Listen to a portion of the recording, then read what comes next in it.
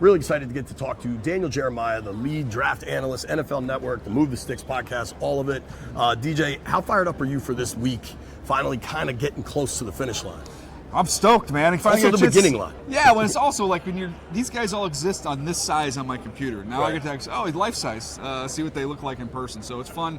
It's fun to get a chance to see that, see these guys move around in person. It's great. There's a lot of position groups to look at, a lot of really good tackles, a lot of really good wideouts, but the quarterbacks are the talk of this thing.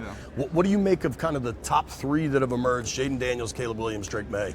Yeah, I think they're interesting guys, man. To me, Caleb, and we should have seen this coming. You knew once the year he had last year that he was going to get completely picked apart. It's what everybody does. Right. Year in and year out, we have a guy who looks like the face of the draft, and we're going to find everything that's wrong with him the next year.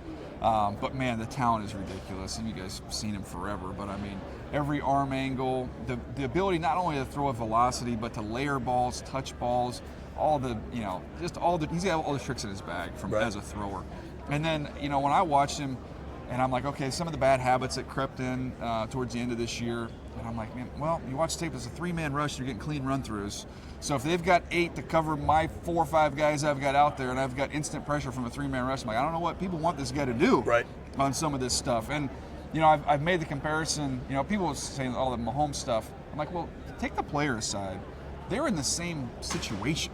Like, Texas Tech's defense was 128th in scoring defense. USC's was 121st. Wow. So, that's what you're chasing 50 points every single game. So that led to some of the bad habits. But long story short, the ability's all there. Jayden Daniels' tape this year was the best of any of the quarterbacks. Operating within the cockpit, seeing things clearly, accurate anticipation, throwing to those 2 studs that he had there at LSU. And then Drake Maye's a hard one. He's the hard one to figure out. He's 2 for me right now. All the prototypical stuff is all there, the size, the arm strength, the athleticism, all that. His tape wasn't great this year. But again, with him, like, you freeze it when you get to the top of the drop. You're like, I don't know what there's no answers in here.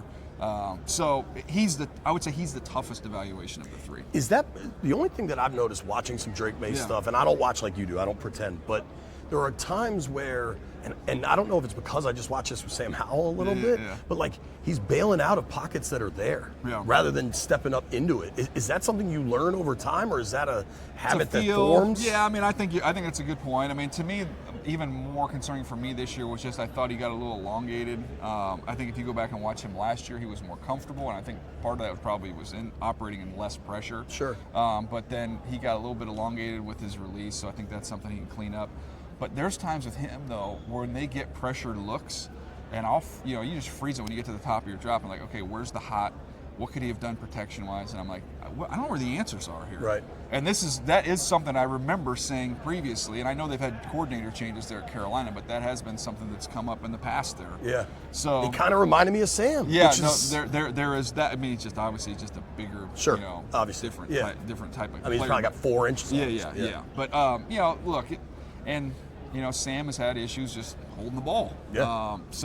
That's there. What I'm getting at with Drake is there are still valid concerns there. With him, I think you're kind of buying into the package and being able to fill in the gaps. And I'm not comparing him to Josh Allen, but that was a Josh Allen lesson that I learned, which was, okay, there's stuff that's a little sloppy and it's a little messy and decision making, some of these things.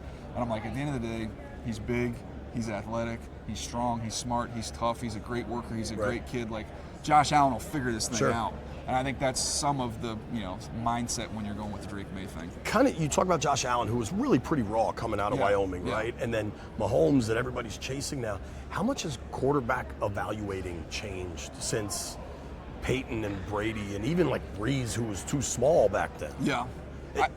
It's fit, though. I mean, like, I think we always try and, like, the latest thing would be Purdy, right? Yeah. So what the heck did we all miss on Brock Purdy? And it's like, okay, well, he's played a ton of ball.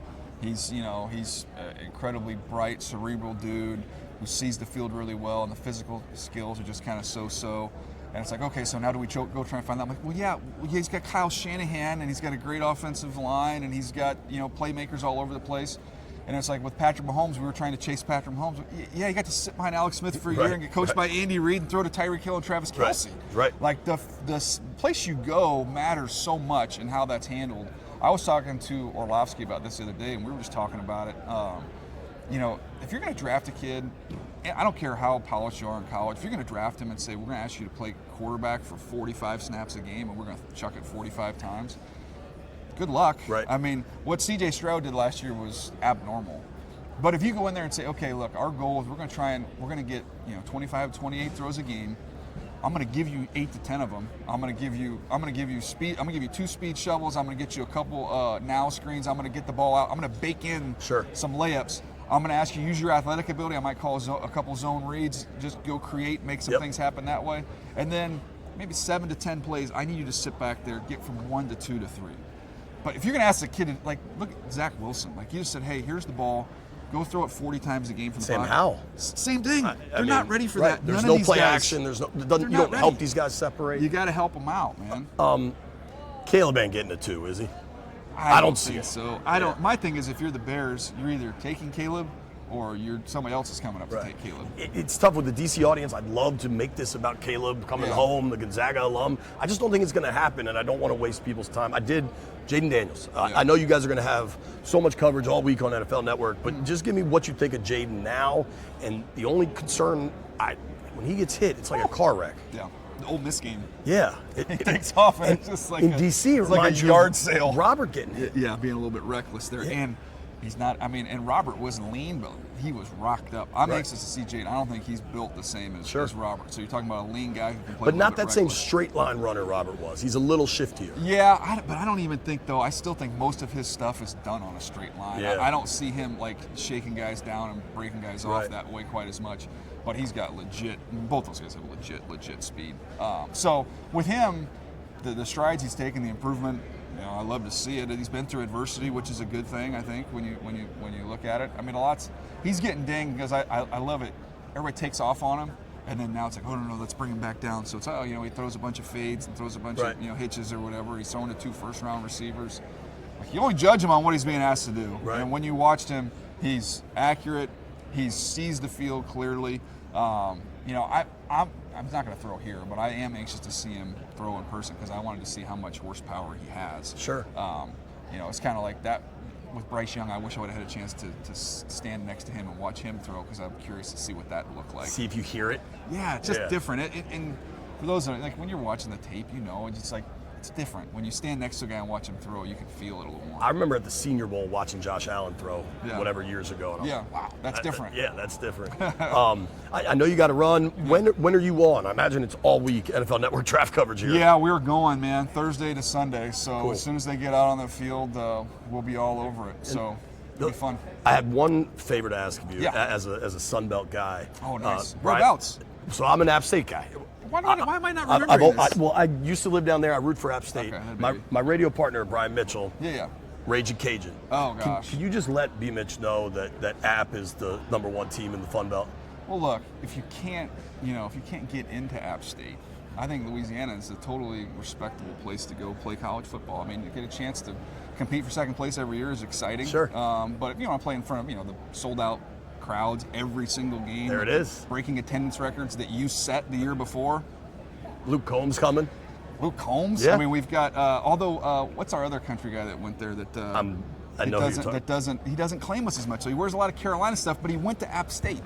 Is it Eric Church? Yes. Yeah. What's the deal with that? Come on, Eric. I don't know. We'll have to talk to him about that. Yeah, ask him about that. Thanks, dude. Go See here. you, bud.